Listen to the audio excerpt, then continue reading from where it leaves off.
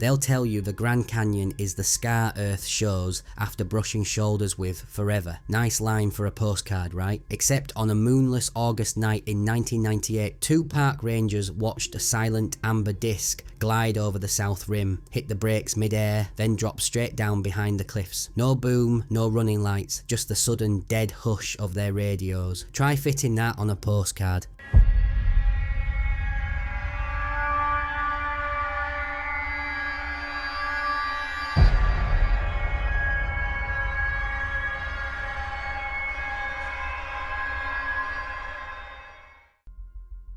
For more than a century, the canyon's been leaking stories that don't belong in any museum display. Hopi elders call the Sipapu a doorway. Star people once guided their ancestors through it before heading home. Early pilot George H.W. Atkinson scribbled in his 1919 logbook about 3 silver lozenges pacing my Jenny for 12 minutes before going straight up. No prop wash, nothing. And modern hikers still come off the trail with phones full of lights that won't behave like aircraft or satellites or flares. Over the next 13 minutes, you'll hear from the folks who were standing closest when the sky cracked open. Rangers, pilots, river guides, even a geologist who swore she'd never use the word UFO in a sentence. Keep an open mind.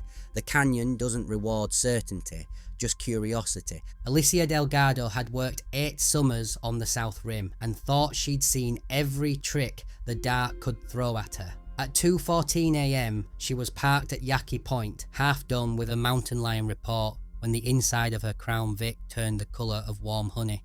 I figured headlights, she says, voice still soft with wonder, but the light was above me, maybe 30 feet, perfect circle, no seams, no rivets, just this flawless amber surface. I couldn't hear a thing, except my own heart trying to crawl out of my chest. The thing hovered, tourbus wide, for what felt like forever. She counted 17 seconds because her watch had frozen. Then it slid sideways, slipped past the rim, and fell straight down like the air had opened a trapdoor. The radio snapped back to life with a squawk. Alicia called it in at 2:19 AM under unknown aerial phenomenon. 10 miles west, 2 other rangers radioed the same amber light dropping out of sight. People always ask if I was scared, she says. I wasn't. I was mad. Like the canyon had changed the rules and forgot to send a memo. Alicia still patrols that stretch with the windows down, listening.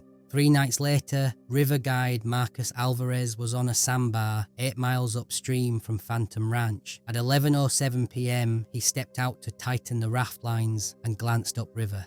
Orange ball, low, maybe 200 feet, moving upstream against the wind, he says. I've seen flares, drones, swamp gas.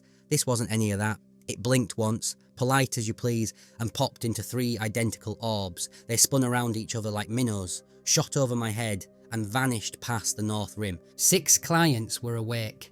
4 wrote their own statements, later filed with MUFON as case number 980824. The investigators ruled out drones, no rotors, no FAA lights, speed well beyond 1998 battery tech. That same week, hikers on the Kaibab Trail reported silent orange globes pacing us for a mile. All sightings clustered around the new moon, when the canyon is nothing but starlight and echo. Dr. Leonie Hart spent 10 years cataloguing Grand Canyon anomalies. She's the kind of physicist who flinches at the word alien, the way biologists flinch at miracle. The flight dynamics are the smoking gun, she says, pointing to a map splotched with 247 dots since 1950. Instant stops, right angle turns at 800 knots, acceleration without a pressure wave. Our best recon drones would leave a trail of toasted electronics trying to keep up. Overlay a topo map and the lights hug the ridgelines like they're reading the rock strata. 2 theories: the canyon's laced with uranium and quartz layers that play havoc with instrumentation, or the place is just dark enough, empty enough, and popular enough to be an ideal playground for anything that doesn't want to be caught. Captain Greg Holloway flew turboprops, ferrying Vegas tourists to Grand Canyon Airport. On a dusk approach, 7:42 PM, 7,500 feet, tower cleared him for runway 3. I glance left and there it is. Classic disc, metallic, no wings, no tail, maybe half a mile off, he says, hands still sketching the sky over coffee. I radio tower thinking it's unannounced traffic, controller comes back. Captain, we have no radar contact in your vicinity too. The object matched his 180 knot ground speed, then shot forward and vanished. His instruments went berserk, GPS dropped, transponder flickered, even the whiskey compass spun like a kid's toy. He filed a NASA ASRS report. No reply ever came. That night on the ramp, a rival airline fueler pulled him aside with a grainy phone pic. Same craft above the control tower 20 minutes earlier. Manager had told him to delete it. He didn't. Dr. Maya Patel was mapping uranium near Tora Wep in 2015 when a bright white light appeared above the cliff opposite her camp. Figured it was the university's drone survey, she laughs, except the light looped, dropped into the canyon like a stone, then rocketed straight back up. No drone I know has that thrust to weight ratio. She caught 7 seconds on a field tablet, shaky footage of a luminous orb screaming past at impossible speed. A JPL colleague emailed back, propulsion unknown, suggest you keep this to yourself. Maya still won't say UFO, but she'll shrug and tell you, I study rocks that remember millions of years. Maybe the canyon's just learning how to check its own library cards.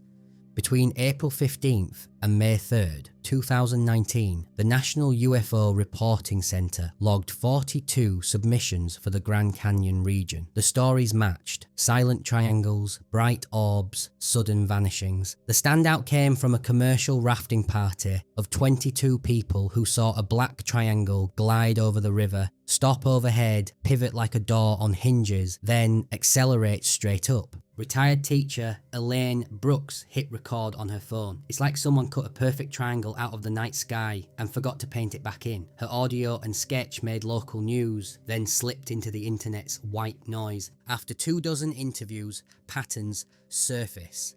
Sightings spike during new moons and geomagnetic storms.